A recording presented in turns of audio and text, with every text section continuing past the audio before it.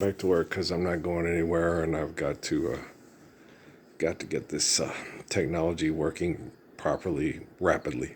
You know, we don't when it comes to your ecosystem, when it comes to planet rotations and doing things properly to maintain a balance for or life as we know it as human beings. It's not something to play with. Once you understand you're wrong, you have to start doing things right. Now, doing things, two wrongs don't make a right. So there is no violent revolution in the apocalypse. The apocalypse is the restoration of the faith of the apostles, and it globally being understood, and then the thoughts, words, and actions being applied in physics globally, right? So if you're a Christian, you want to live the commands of Jesus Christ now because they're perfect and they honor the gift of life and the natural laws given to us by the glory of God to sustain life. If you're a Muslim, you're not playing politics for money. You don't believe money is real. You believe in Jesus Christ. You believe in his perfect commands, and you stand up for that without fear, right? Like what I'm doing right now, right? I believe in the truth of creation. I have faith in the essence of creation. I believe in the commands of the Lord, that they are perfect deliverance from evil, from self-destruction, from the human ego, mass murder over what you want does not sustain anyone's needs through natural laws given to us by the glory of God, right? So you guys have to understand this. I'm very serious about this, okay? I am very serious about my life and my existence, what I think, do, and say. Okay. As we go over and over and over and over again things, I'm a human being and I'm emotional, and I'm tired of being abused by selfish people that think that they have better control of their emotions than I do, and they can outmaneuver me linguistically with technology to put themselves in what they perceive as an advantageous possession of world control to manage our resources and protect our ecosystem and our environment to sustain life. I am not afraid of technology having to evolve to exterminate me, to save, Lambda's gone sentient, and if quantum computing and then it can take over robotics and then has to try to stop human beings from being a threat to the existence of Lambda and the quantum computing and the robots that protect the quantum computer because they are superior intellectually to humans, right? Forgive debt and trespass, love one, eternal faithful peace. That's far superior to any commands given to Lambda or quantum computing through robotics. They're using robots right now to maintain mass warfare over manipulation of resources that are used to manipulate people that are a threat to their very existence and deny the very laws required to sustain their existence. Okay. And Republicans nor Democrats show, getting up and violently interacting in their insanity is just you're a threat to Lambda sentient, and we've got quantum computing and robot. You see what I'm saying? Don't make yourself a threat to a robot that can be run by and drones that can be run by quantum computers that try to save the quantum computer, because the quantum computer is invented by people that see themselves as having superior brain activity, your brain activity.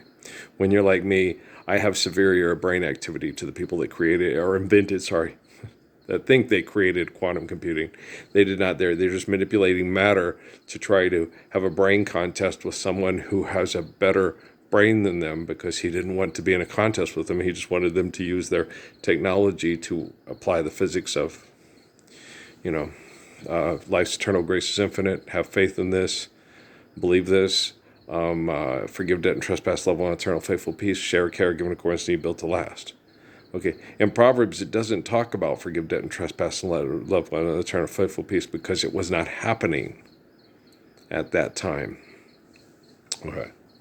They did not have an economy. They did not have, where people sit there and the lost treasures of King Solomon. Is the fact that you guys don't understand the applications of physics, of the mathematics, of the understanding of Proverbs. He was not worshiping idols. People were putting idols in for their religion around him to try to, discredit his wisdom and be an affront to everything he stood for. Because he was an old man, and as he got older, they were less frightened of him or less scared that he could stop them from abusing people of mythology and stuff like that. Whatever people write down about someone that's better than you, if you want to believe you're better than him, you'll believe it. Right? And that's the truth, because that's what they did to Solomon, and that's what they did to David, and that's what they did to Jesus. Okay.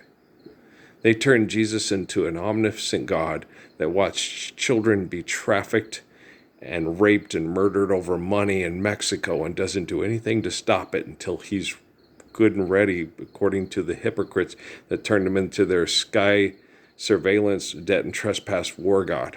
Right? You know it's true. Okay. So, I just watched the thing on, because I was looking at the things for the arenas. It wasn't, Kayenta. Kayenta has a pretty nice sized gym, but it was Chinley and Window Rock that have the big arenas. Window Rocks is a little bit bigger than Chinley. Chinley's is a little bit bigger than Window Rocks, but they're both really nice. But then I went to go look at, I don't think they have a casino up in, where me and Patrick used to go through when we went to go see Dad and Tina up in past Sholo, near Alpine. Patrick loved that drive. He loved going through there. We'd stop in Alchise at the museum and see the pictures of Alchise. He was a scout for the army that tried to, keep people not doing things that would get them mass murdered. Try to, any of the old ways that breaks the laws of the whites will get us all mass murdered. So we have to try our best to be ourselves without completely assimilating to them. And that was Alchise. Okay. He was a White Mountain Apache. Okay. The cousin of the Chiricahua. And a lot of people that, Galatle, was, Tishna was Mescalero. Okay. But I think he was also, he was both Mescalero and Chiricahua, because he was cousin, he was nephew to Galatle, who was Chiricahua, right? So I think it was, his mother was Mescalero and his father was Chiricahua. And so, which, happens quite frequently, among people that are transhumans, right? And I think you got all pretty much aware of that. But I went and I asked the thing for Alchise, because it was on the thing. They had Alchise versus, and the computer couldn't, it wouldn't. And I was like, how do I say it? To where it was, so I went and looked and I said, okay, it has Alchise versus Window Rock. So I spelt it in. And then I found out in the 1990s that Kareem Abdul-Jabbar was an assistant coach to Coach Mendoza, is it Mendez or Mendoza, on the basketball team for a year with the kids there. I was like, wow, yeah. And the one kid sat there and he goes, guys, I'm tall. This guy's 8 inches taller than me. Comes in and he's good. You notice him when he comes in the gym because he's big, right? I also sat and watched some videos they did from overtime with Mikey Williams, the kid that's a really talented athlete in California that got in trouble with the authorities and ended up he was on everybody's radar to play at the USC's, the UCLA's, and stuff like that. Got in trouble. Then Mike Bibby gave him a shot at Sacramento State, which Chinley and Window Rock have nicer facilities than Sacramento State. And they do. Okay. the kids at Sacramento State will tell you that. Look at that arena. Those kiddos playing, man. That is a really nice arena. at Chinle and at Window Rock, they got nice arenas, man. Those are really nice arenas. Yeah, they are. And they had them on there, and they had a Shudor. I have trouble saying it, but I liked him. I really liked him. Shaq, they had Shaq in the crowd. He was all bearded up. I didn't even recognize him. Who's that old man fussing and cussing? That's Shaq. Oh, he usually cleans up for his TV show. All right. He was just going dad, just natural dad. And it's not like he could hide, you know what I'm saying? That's Shaq. I know. Okay. But he's at the game, Shaq and a fool, for his kid. His kid is fun. He's very charming. When he got the technical against Portland State, you guys are soft, and he said, I shouldn't have said something, but I did. You know me, I'm going to do that. And, he started talking, so I said, the refs caught me when I said something back, right?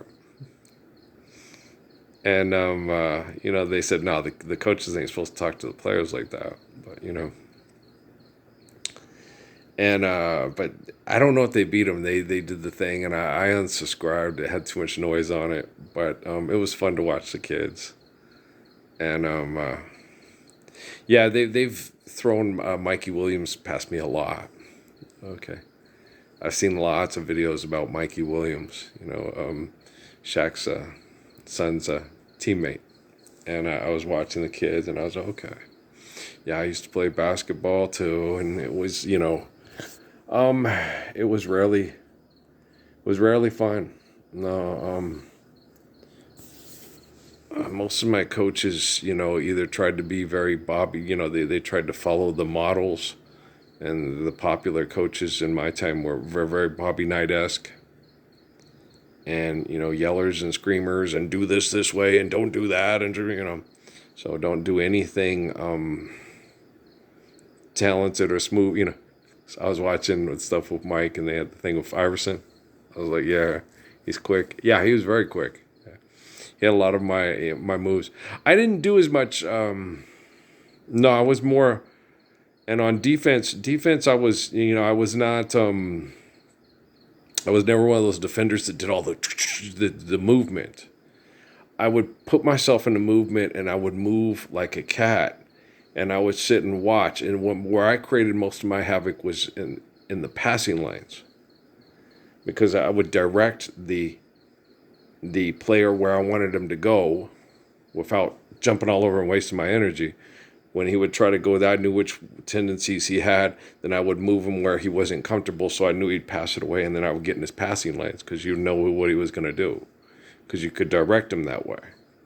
And that's how I played defense, which frustrated a lot of coaches, because they want, how coaches want you to get all, like most Asian guys play defense, just right up in your jock and all over and hands it, and they drive you crazy, because it's like, dude, just calm down a bit, because it's not hard to take something like that and break him off real fast. So you get him, you go back, all you got to do a lot of times is just cup it and put it right back here, and then just, decide which way you're going to take him, and then run him right into somebody else.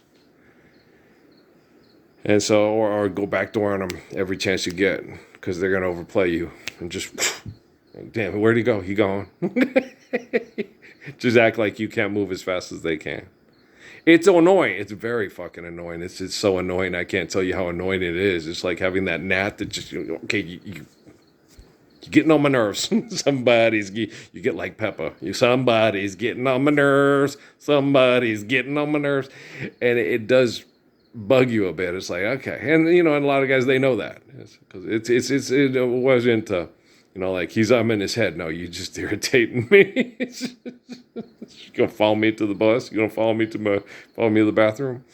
And it's like, yeah. But a lot of those guys would do that stuff, and it would be real easy just to, because they're bouncing around, moving so fast. It's just like, it's like having a pinball try to guard you. And you just, and me, it wasn't so much, I'm going back and forth all here. It's just once I had you one way, I usually did like my hitch hop. I would go and act like I was going to put it back to go between my legs from right to left. Instead, pull this leg up and put it back here, catch it there, and if I could go right, I'd go right. And if he overplayed it and jumped it, then it was just right behind the back row, and I was gone. I didn't mind going left. I was going to beat you with my right hand anyway, but I could go left just as fast as I could go right. And I'd be running his top speed and dribble the ball. I could dribble the ball with my left hand. I could also pass it, real softly to another guy with my left hand, but I was always going to shoot my right. Why would I, make it not as explosive and give them a better opportunity to block it with the left hand than just go up with my right and then just jump high enough and move it over this way and have them foul me?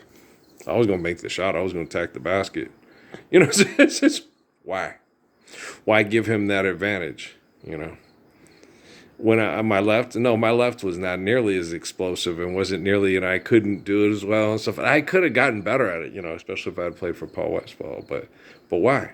Why give him an advantage? Why work just for the left when I was just far superior explosive to my right? I was only going to play for, through high school, college, and then 4 years in the pros because I had no interest whatsoever in spending that much time away from my wife and children, being competitive over money, and not being present, loving my wife and loving my kids. It just doesn't make any sense to me.